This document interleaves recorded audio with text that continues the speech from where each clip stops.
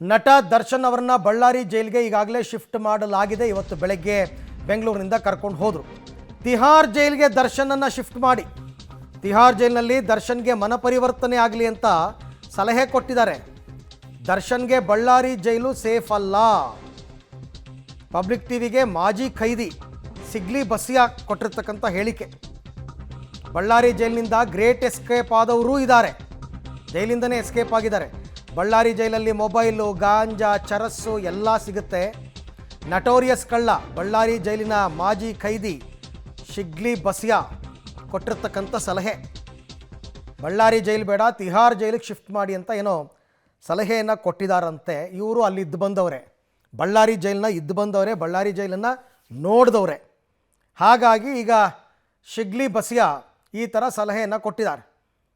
ಇಲ್ಲಿ ಬಳ್ಳಾರಿ ಜೈಲಿನಿಂದ ಕದ್ದು ಓಡೋದವರು, ಕಾಂಪೌಂಡ್ ಹಾರಿದವರೆಲ್ಲ ಇದ್ದಾರೆ, ನಟೋರಿಯಸ್ಗಳೆಲ್ಲ ಇದ್ದಾರೆ, ಸೇಫ್ ಅಲ್ಲ ಅಂತ ಅವರ ಸಲಹೆ. ಈ ಬಗ್ಗೆ ಮಾತನಾಡೋದಕ್ಕೆ ಶಿಗ್ಲಿ ಬಸಿಯಾ ನಮ್ಮ ಜೊತೆ ನೇರ ಸಂಪರ್ಕದಲ್ಲಿದ್ದಾರೆ. ಶಿಗ್ಲಿ ಬಸಿಯಾ ನಮಸ್ತೆ. ಬಳ್ಳಾರಿ ಜೈಲಿನಲ್ಲಿ ತಾವಿದ್ದು ಬಂದವರು, ಹೇಗಿದೆ ಬಳ್ಳಾರಿ ಜೈಲು? ಹೌದ್ರಿ, ಬಳ್ಳಾರಿ ಜೈಲು 1989ರಿಂದ 2009ರವರೆಗೂ ನಾ ಕಂಡ ಬಳ್ಳಾರಿ ಜೈಲಿನ ಇತಿಹಾಸದ ಸರ್ವೆ ಮಾಡಿದಾಗ ಅಲ್ಲಿ ಈ ಸೂಪರಿಂಟೆಂಡೆಂಟ್ BS ಅಬ್ಬಾಯಿ ಅವರು ಇದ್ದಾಗನ ಅಂಥ ಸ್ಟ್ರಿಕ್ಟ್ ಆಫೀಸರ್ ಕರ್ನಾಟಕದಾಗ ಯಾರು ಹುಟ್ಟೋದಿಲ್ಲ, ಹುಟ್ಟಿನಿಲ್ಲ.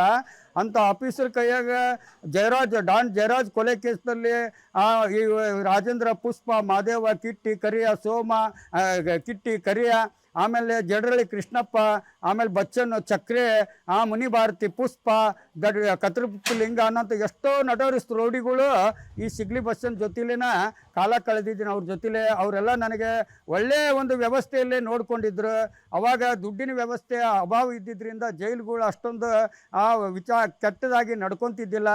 ಆವಾಗ ಟೈಟ್ ಇತ್ತು. ಅಬ್ಬಾಯಿ ಸೂಪರಿಂಟೆಂಡೆಂಟ್ ಹೆಸರು ಕೇಳಿದ್ರೆ ಜೈಲು ಗಡ ಗಡ ಗಡ ಅಂತಿತ್ತು. ಆದರೆ ಅಬ್ಬಾಯಿ ಸೂಪರಿಂಟೆಂಡೆಂಟ್ ಅವರು ಆ ಜೈಲಿಂದ ಹೋಗಿದ್ದಾಗ ಇವತ್ತಿಗೂ ಆ ಜೈಲು ಒಳಗಡೆ ಹೆಂಗೆ ನಡೀತೈತಿ ಅಂದರೆ ನಡಿಬಾರದ್ದೆಲ್ಲ ನಡೀತೈತಿ. ಯಾಕಂದರೆ ಬೆಂಗಳೂರು ಜೈಲಿನಲ್ಲಿ ಎಲ್ಲ ರೌಡಿಗಳು ಈ ರೌಡಿ ಬರೋಕೆ ಹೆದರ್ತಾನೆ, ಆ ರೌಡಿ ಬರೋಕೆ ಹೆದರ್ತಾನೆ. ಹಂಗೆ ಅವ್ರು ರೌಡಿಗಳಿಗೆ ಭಯ ಇರುತ್ತೆ. ಅಂಥದ್ರಲ್ಲಿ ಸೇಫ್ ಆಗಿ ದರ್ಶನನ ಬೆಂಗಳೂರು ಜೈಲಿನಾಗೆ ಇಟ್ಕೋಬೋದಾಗಿತ್ತು. ಇವತ್ತು ರೌಡಿಗಳು ಅವ್ರಿಗೆ ಇವತ್ತು ತೊಂದರೆ ಕೊಡ್ತಾ ಇದ್ದಾರೆ. ಯಾಕಂದರೆ ದರ್ಶನ್ ಅವರ ಜೀವನ ರೂಪುಗೊಳ್ಬೇಕು, ಅವ್ರ ಹೆಂಡತಿಯಾಗಿ ಮಕ್ಕಳಿಗೆ ಒಳ್ಳೇದಾಗಬೇಕಂದ್ರೆ ದರ್ಶನ್ ಅವರು ಬಳ್ಳಾರಿ ಜೈಲು ಸೇಫ್ ಅಲ್ವೇ ಅಲ್ಲ. ಅಲ್ಲೇ ಗ್ರೇಟ್ ಎಸ್ಕೇಪ್ಗಳಾಗಿದ್ದಾವೆ. ಜೈಲು ಅಷ್ಟೊಂದು ಭದ್ರತೆ ಇಲ್ಲ. 3 ಜೈಲು ಇದ್ರೂ ಕ್ವಾರಂಟೈನ್ಲೇನ ಸೀಜ್ ಆಗೈತಿ. ಆ CB ಜೈಲನ್ನು ಸೀಜ್ ಆಗೈತಿ. ಮೇನ್ ಜೈಲ್ನಾಗಿರೋ ಸೆಲ್ಗಳೆಲ್ಲ ತುಕ್ಕಿಡ್ದವ. ಅಲ್ಲಿ VIP ಸೆಲ್ಗಳಂತೂ ಎಲ್ಲ ಯಾವುದೂ ಇಲ್ಲ. ಇವತ್ತು ಅಲ್ಲೇ ನಡೀತಕ್ಕಂಥ, ಯಾಕಂದರೆ 2 ರಾಜ್ಯ ಆಂಧ್ರ ಮತ್ತು ಕರ್ನಾಟಕ, ಕನ್ನಡ ಭಾಷೆ ಮಾತಾಡೋಕ್ಕಿಂತ ತೆಲುಗು ಭಾಷೆನ ಜಾಸ್ತಿ ನಡೀತೈತಿ. ವ್ಯವಹಾರಗಳು ತೆಲುಗಿನಲ್ಲೇ ನಡೀತೈತಿ. ಅಂಥ ಜೈಲು ಸೇಫ್ ಅಲ್ಲ. ದರ್ಶನ್ ಅವರಿಗೆ ಇವತ್ತು ರಾಜಕೀಯ ಪ್ರಭಾವದಿಂದ ಅವರ ಒಂದು ಬೇಡಿಕೆಯಿಂದ ಬಳ್ಳಾರಿಗೆ ಹೋಗಿದ್ದಾರೆ ಅವರು. ಯಾಕಂದರೆ ಅವ್ರಿಗೆ ಆಂಧ್ರದಿಂದನೂ ಸಹಾಯ ಐತಿ, ಈ ಕರ್ನಾಟಕದಿಂದನೂ ಸಹಾಯ ಐತಿ. ರಾಜಕೀಯ ಯಾರವರು, ಜೈರ್ ಖಾನ್ ಯಾರವರು, ಅವ್ರು ಪ್ರಭಾವ ಐತಿ. ಇವೆಲ್ಲ ನಿಲ್ಲಬೇಕು. ಅವ್ರನ್ನ ತಿಹಾರ್ ಜೈಲಿಗೆ ಹಾಕಬೇಕು. ಅವ್ರ ಮನ ಪರಿವರ್ತನೆ ಆಗಬೇಕು. ಅವ್ರು ಹೊರಗೆ ಬಂದು ಜೀವನ ಮಾಡಬೇಕು. ಇಲ್ಲ ಅಂದ್ರೆ ಅವ್ರ ಮೇಲೆ 100 ಕೇಸ್ ಆಗಲಿ, ಆದರೆ ಅದಕ್ಕೆ ನನಗೆ ಬೇಜಾರಿಲ್ಲ. ಅವರಿಂದನ ಇವತ್ತು ಆರೋಪಿಗಳ ಮೇಲೆ ಕೇಸ್ಗಳು ಉದ್ಭವ ಆಕ್ಕವ, ಆರೋಪಿಗಳು ಸೃಷ್ಟಿ ಹಾಕಾರ. ಮತ್ತು ಆ ಪೊಲೀಸರು ಸಸ್ಪೆಂಡ್ ಆಗ್ತಾರಲ್ಲ, ನಿರಪರಾಧಿ ಪೊಲೀಸ್ಗಳು ಅವರು IG ಸಸ್ಪೆಂಡ್ ಮಾಡಿರಿ, DIG ಸಸ್ಪೆಂಡ್ ಮಾಡಿರಿ, ಅಧಿಕಾರಿಗಳು ಸಸ್ಪೆಂಡ್ ಮಾಡಿರಿ.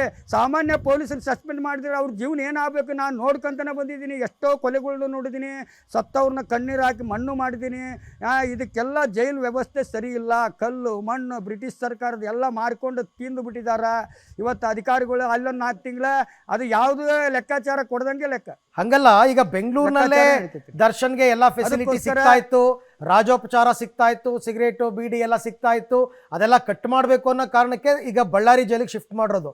ಬಳ್ಳಾರಿ ಜೈಲಲ್ಲಿ ನೀವು ಕಂಡಂಗೆ ಅಲ್ಲೂ ಇವೆಲ್ಲ ಸಿಗುತ್ತಾ? ಹಾಗಾದ್ರೆ ಈಗೇನ್ರಿ ಅಂದ್ರೆ ನೋಡ್ರಿ, ಆಗ್ಲೇ ಬರೋದ್ರೊಳಗೆ ಅವ್ರಿಗೆಲ್ಲ ವ್ಯವಸ್ಥೆ ಮಾಡಿ ಇಟ್ಟಿರ್ತಾರೆ ಬಳ್ಳಾರಿ ಜೈಲ್ನಾಗ. ಬಟ್ ಆ ಥರ ಹೇಳಬಾರ್ದು. ನನ್ನ ಪ್ರಕಾರ ದರ್ಶನ್ ಬರೋಕ್ಕೂ ಮೊದಲೇ ಇಲ್ಲಿ ಎಲ್ಲ ವ್ಯವಸ್ಥೆ ಮಾಡಿಟ್ಟಿದ್ದಾರೆ, ಹಾಗೆಲ್ಲ ಹೇಳೋದು ತಪ್ಪಾಗುತ್ತೆ. ಯಾಕೆಂದರೆ ನಮ್ಮ ವ್ಯವಸ್ಥೆಯನ್ನು ನಾವೇ ಅನುಮಾನದಿಂದ ನೋಡ್ದಂಗೆ, ನಮ್ಮ ಸಿಬ್ಬಂದಿಗಳನ್ನು ನಾವೇ ಅನುಮಾನದಿಂದ ನೋಡ್ದಂಗೆ ಆಗುತ್ತೆ. ಆ ಥರ ಅದು ಮಾತಾಡೋದು ಕಾನೂನು ವಿರುದ್ಧ.